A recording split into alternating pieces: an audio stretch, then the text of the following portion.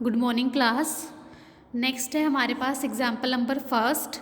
कल हमने last lecture में हमने अपने आर्टिकल किए थे 9.3 एक्सरसाइज के। आज हम अपने एग्जाम्पल स्टार्ट कर रहे हैं। हमारे पास इस example number first, find the equation of the polar of a lines with respect to the conicoid this. हमने कल आर्टिकल किया था, अगर किसी लाइन के हमने पोलर निकालना हो किसी कोनिकोइड के रिस्पेक्ट में, तो हमने पूरा कल आर्टिकल किया था। इसी आर्टिकल से आपके पास ये दो इक्वेशंस आती हैं, पोलर ऑफ अ लाइन, इनका मैं यहाँ पे यूज़ करूँगी और पोलर ऑफ अ लाइन निकालूंगी। ठीक है, तो इसमें आपने क्या करना है, find the equation of a polar of a line this with respect to the conicoid this in symmetrical form.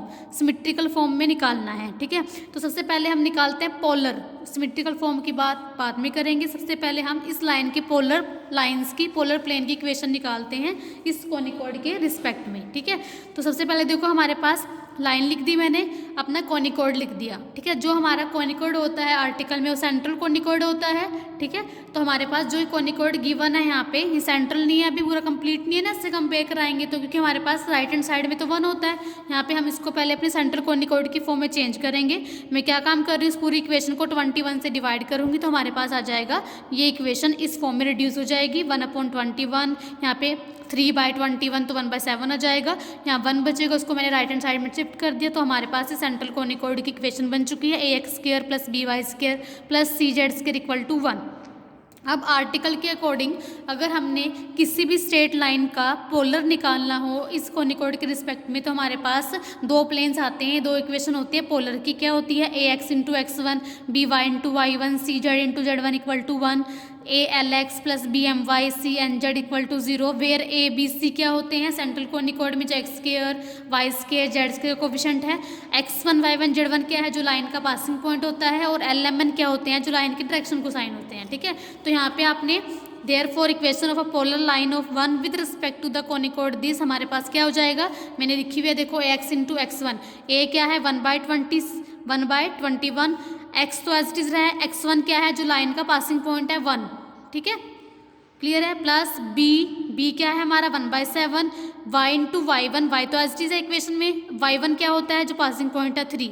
इसी तरह c हमारा क्या है -1/3, z as it is z1 क्या है -5 = 1। इसी तरह a lx, a क्या है 1/21, l क्या है 5, x as it is. Similarly बनाओगे आप सारे दोनों इक्वेशन। ठीक है, इनको सिंप्लीफाई करोगे एलसीएम लेके, तो आपके पास इक्वेशन नंबर 3 आ जाएगी। ये दो हमारे पास इक्वेशंस आ गई किसकी, पोलर ऑफ अ लाइन, इससे पोलर की इक्वेशन आ गई। पर अपने पोलर निकालना है इस लाइन का सिमेट्रिकल फॉर्म में। सिमेट्रिकल फॉर्म का मतलब क्या है कि आपने इक्वेशन नंबर 3 जो आपके पास आई है, इसी की जैसी आपने, ठीक है, एक इक्वेशन और बनानी है। इक्वेशन नंबर 3 के सिमेट्रिकल मतलब इसी की जैसी आपने एक इक्वेशन और बनानी है, क्योंकि आपने जो पोलर निकालना है वो सिमेट्रिकल फॉर्म में निकालना है।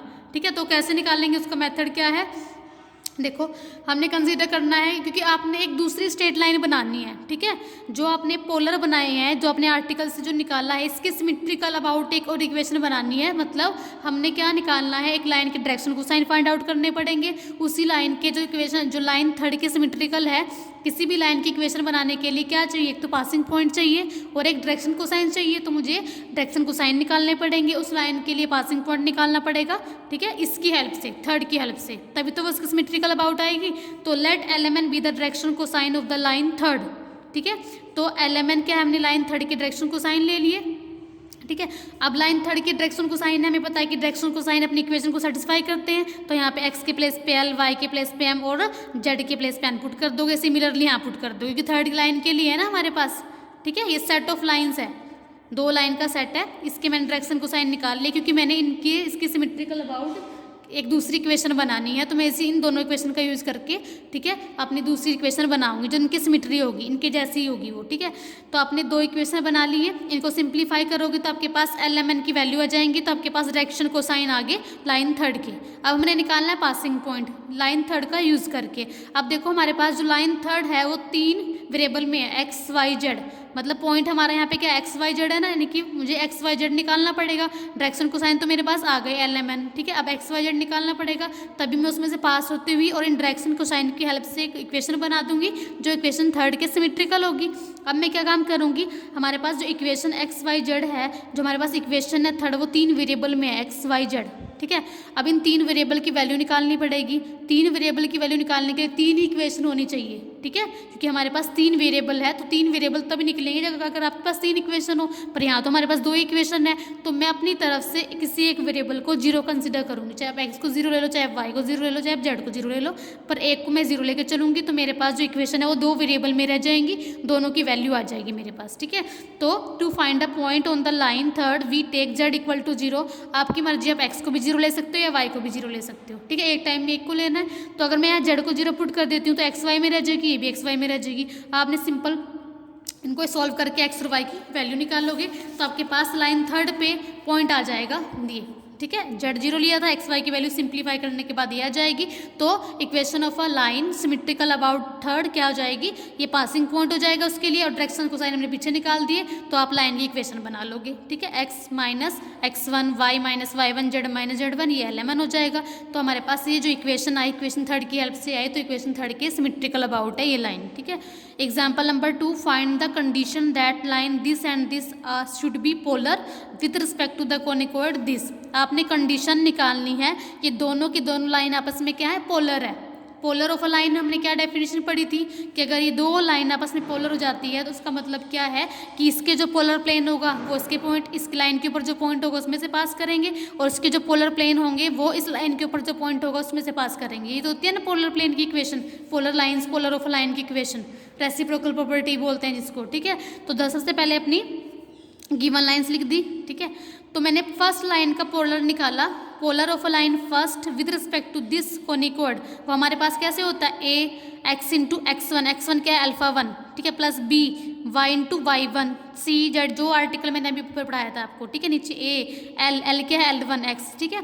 अब हमें पता है कि जो इक्वेशन ये दोनों आपस में क्या है, दोनों इक्वेशन पोलर है, आपस में पोलर है ना दोनों की दोनों इक्वेशन। इसका मतलब है कि आपके पास जो पोलर आया लाइन फर्स्ट का, वो कहाँ से पास करेगा, लाइन 2 में से, ठीक है। लाइन 2 का पासिंग पॉइंट क्या है, अल्फा 2 बीटा 2 गामा 2, तो अल्फा 2 बीटा 2 गामा 2 इन दोनों को सेटिस्फाई करेगा, ठीक है।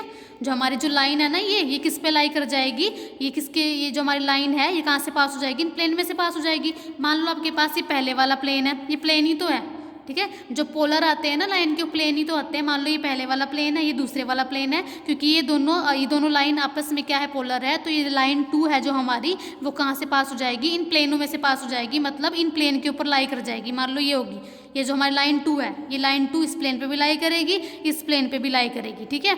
और इसके बाद दूसरी कंडीशन क्या होगी, जो हमारी ये जो लाइन है जो दोनों प्लेन के ऊपर लाई कर रही है, अगर मैं इन प्लेन के ऊपर कोई नॉर्मल उठाती हूँ तो उसके परपेंडिकुलर हो जाएगी, ठीक है। ये लाइन जो अगर आप नॉर्मल उठाते हो फर्स्ट प्लेन के ऊपर या सेकंड प्लेन के ऊपर, उस पर क्या हो जाएगी, परपेंडिकुलर हो जाएगी। परपेंडिकुलर होने का मतलब है कि इस लाइन के और जो हमारे पास ये प्लेन है इनके डिसिस का प्रोडक्ट क्या हो जाएगा, 0, ठीक है। तो देखो सबसे पहले क्या लिखा हुआ है, जो हमारी लाइन 2 है वो पोलर है लाइन 1 के, देयरफॉर जो पोलर आए हैं वो कहाँ से पास हो जाएंगे, इस लाइन में से पास हो जाएंगे। This 2 must line both the plane of 4, जो पोलर आए हैं हमारे पास लाइन 1 के, तो हमारे पास इनको कौन सेटिस्फाई कर जाएगी, लाइन 2 सेटिस्फाई कर जाएगी, क्योंकि हमने डेफिनेशन पढ़ी है, ठीक है।